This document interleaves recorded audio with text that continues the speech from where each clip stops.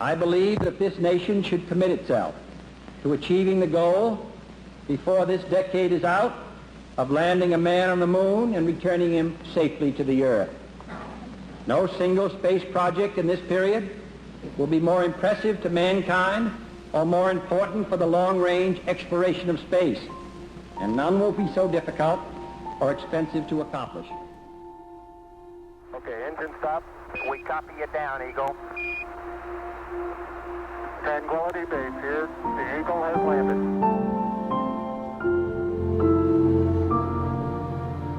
I'm going to step off the limb now.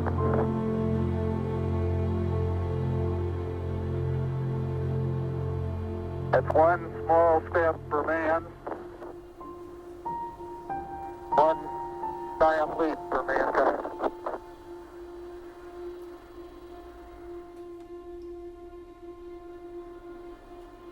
Hey Neil, didn't I say we might see some purple rocks? Find the purple rocks? Yep.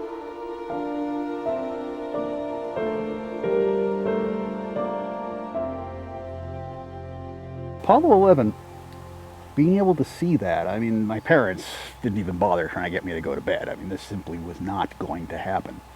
But I was so utterly transfixed by this. I mean, every little hop, every little bounce, I thought was just wonderful. I mean, for me, it was like I was watching, I don't know, the human race expanding to the universe. When I was probably about 4 years old, the first book I ever asked my parents for was What is a Rocket? And the second book I asked for was a How and Why Wonder book on astronomy. So I've had this fascination with space sciences and astronomy since I was, you know, a really tiny little kid. We were having a lunar landing party. The moons were having a moon landing party.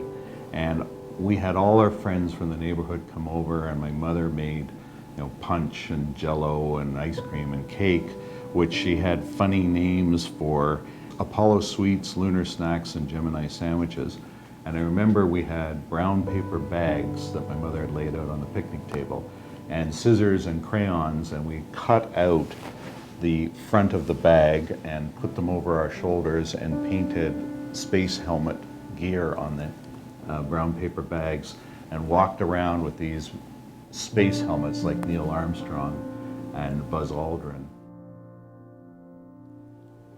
Well, I remember July 20th, 1969. Our TV was set up. Walter Cronkite was on air showing how to image your TV set with a Brownie camera. That's how old it is. And I had a little refracting telescope look at the moon the exact same night. So I had the best of both worlds.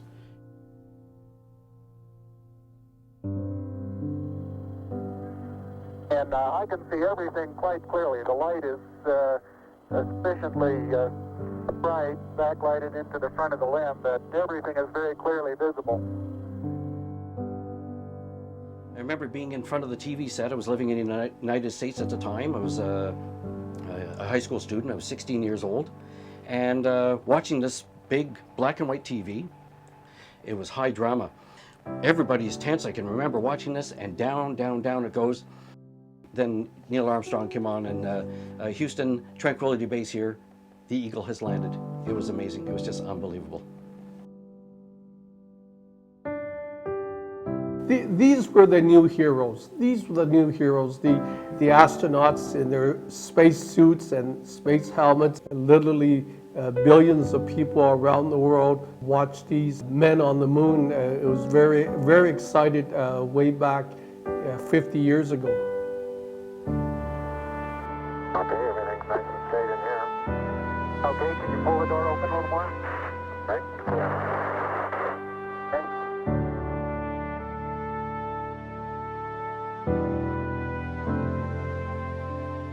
The moon landings began a new era, not just in space exploration, but in getting things done. So it's thinking outside the box, what humans can really do.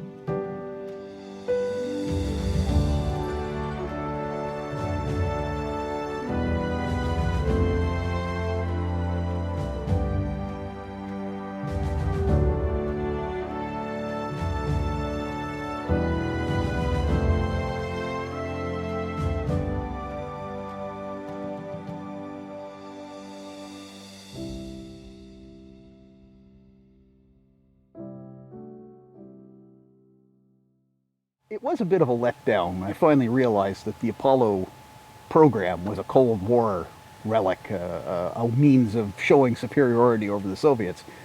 But one of the nice things about it was that instead of going for a show of muscle and ability to destroy, we explored. We came up with a way to show our abilities and our mastery of science and knowledge and engineering, as opposed to rattling a saber. And I think that was one of the big legacies of Apollo, that the way of showing one's prowess was by showing what one could do, not what one could destroy. And that was I think that was the lovely enduring sentiment of the Apollo program.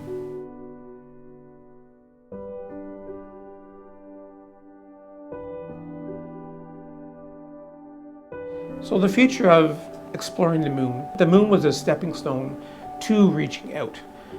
We went to the moon from 69 to 72. We sent space probes to the outer planets, the Voyager 1, Voyager 2. Many missions have been to Mars, so we know a lot about Mars, but all stemmed from going to that rock. The future, we've sent unmanned missions to Saturn, to Jupiter, whatnot, but until we land on Mars, on a planet, the only planet that we can land on, that'll be a feat in itself. It'll be expensive, but we're the kind of species that investigates. I mean, here we are 50 years after that first momentous moon landing, this great event that basically stopped everything else that was going on in the world. And when we see something like this that's happening, where now it's people working together to accomplish something that's just going to expand the minds of everybody. And to me, I remember Kennedy had said that we go to the moon not because it's easy, but because it's hard. To me, it was more a case of we go to something like this, we go to the moon because it's going to expand people's minds. And that's what it did. And now here we are 50 years later, we know we can do that, and this is what we're doing is a step at a time.